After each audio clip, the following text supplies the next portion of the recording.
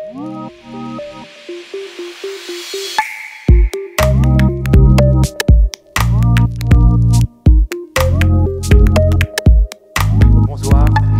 bonsoir à toutes et tous. Très brièvement, je vais vous parler de certaines recherches qui nous animent depuis bientôt 15 ans. Je m'appelle Guillaume Demorzier, je suis architecte, le praticien du panel. Et puis, on travaille principalement en Suisse romande.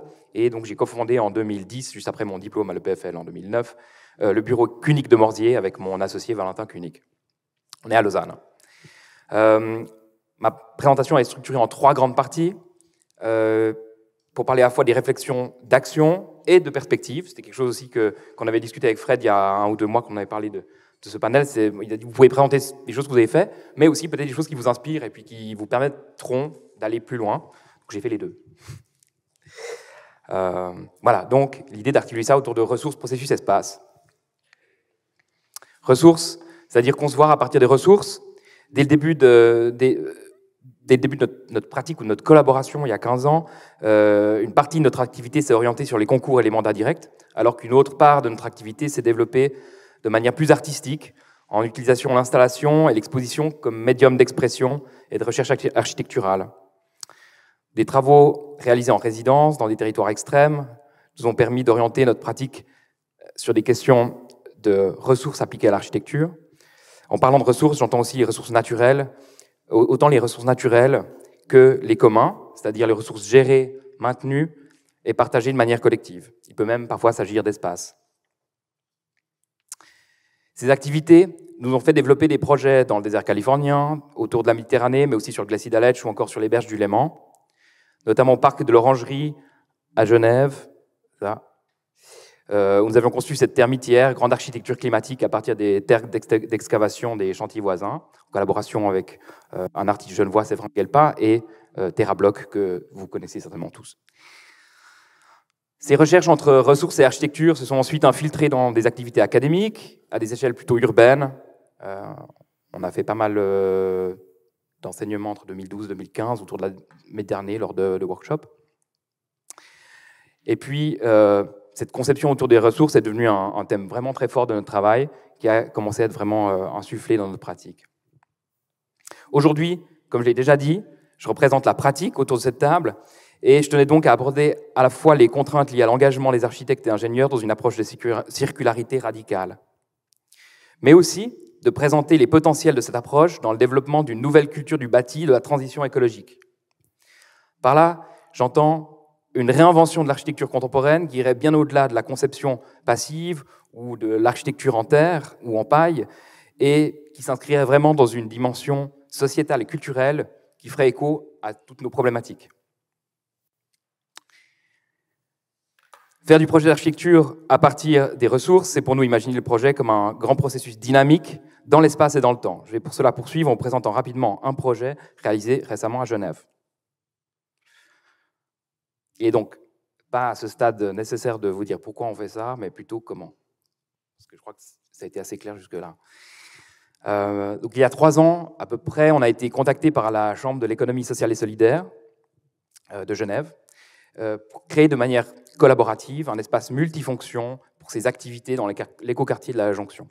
C'est l'arcade nord-ouest de l'écoquartier de la Jonction. C'est un peu plus de 400 mètres carrés, un très très petit espace, mais dans lequel il y avait beaucoup d'ambition sur son utilisation.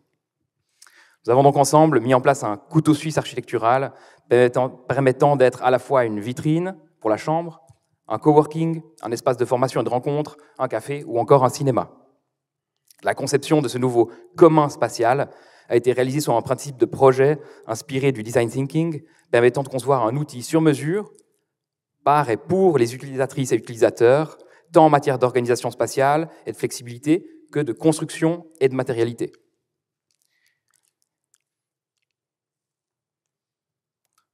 De manière assez simple, parce que c'est un peu un réflexe de base chez nous, on a réalisé cette petite charpente en bois suisse, permettant à la fois de préfabriquer un maximum, donc d'éviter tous les problèmes logistiques sur le site qui étaient assez compliqués, on est directement sur le domaine public, mais aussi d'être très très précis au millimètre, et puis finalement, et surtout peut-être, de fabriquer une géométrie non conforme qui était finalement la résultante de tous ces ateliers de projets qu'on avait fait avec les utilisateurs. Puis une fois que la charpente était posée, on a essayé vraiment en fait, finalement de réduire l'impact carbone là où on pouvait, et puis on avait des cloisons intérieures, et puis on a découvert ce nouveau produit, enfin qui était nouveau, c'était son premier usage, le TerraPlaque, développé aussi par TerraBlock, qui permet de remplacer les blocs de plâtre qu'on utilise de manière complètement générique avec les plâtriers peintres sur les chantiers, et finalement d'arriver aux mêmes propriétés, en fait finalement même des meilleures propriétés acoustiques parce qu'on a plus de masse, alors avec un léger impact sur la statique, mais voilà, permettant de réduire approximativement aussi le bilan carbone de ces cloisons de 4. Donc c'est finalement une deuxième opération, on n'est pas encore dans du remploi, on est par contre dans de la terre genevoise, donc on s'inscrit quand même finalement dans un cycle ou dans une fermeture de ce cycle métabolique. Et puis finalement, on voulait essayer de trouver des éléments en réemploi qu'on pourrait introduire dans cette petite architecture, dans cette architecture d'intérieur. Et avec l'aide de l'association Materium, une aide très intense, une grosse collaboration, on a sourcé le plus d'éléments de construction en réemploi possible sur la région lémanique. Tous les appareillages sanitaires, on les trouvait entre Renan et Nyon. La cuisine semi-industrielle a été trouvée à Genève. Et puis, on a récupéré 11 fenêtres pour faire une cloison intérieure à la caserne des Vernets, qui était exactement au même moment en démolition.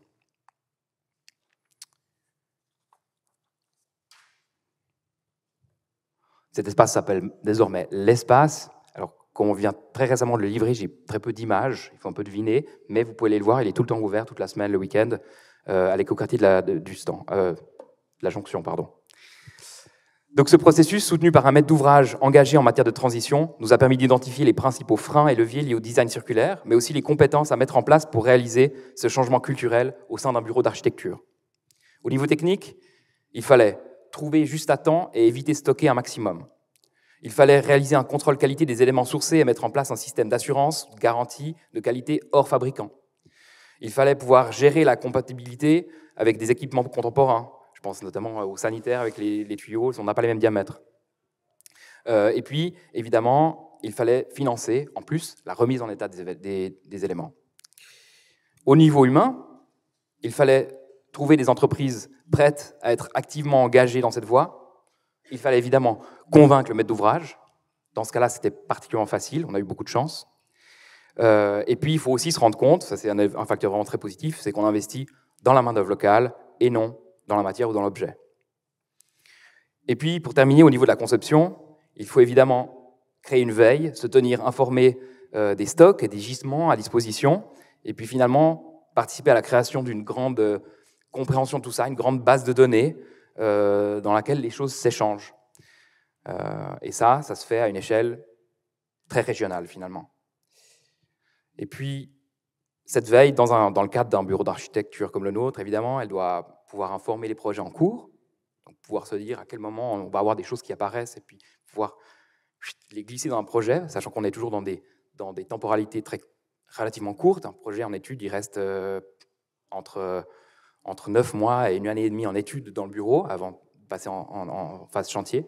Donc c'est des temps très très courts et dans lesquels il faut trouver justement les gisements exactement au bon moment parce qu'on n'a pas la capacité ou le moyen financier de stocker ce matériel actuellement. Et puis, finalement aussi, encore au niveau de l'architecture, il faut accepter de passer dans une architecture finalement où le design devient peut-être un peu plus faible. On accepte le changement, le design lui-même devient flexible, et puis ça ouvre aussi toutes ces discussions qu'on peut avoir ensuite avec, par exemple, des communes ou les maîtrises d'ouvrage, quand on leur explique qu'on ne sait pas encore la dimension des fenêtres qu'on aura pendant le chantier.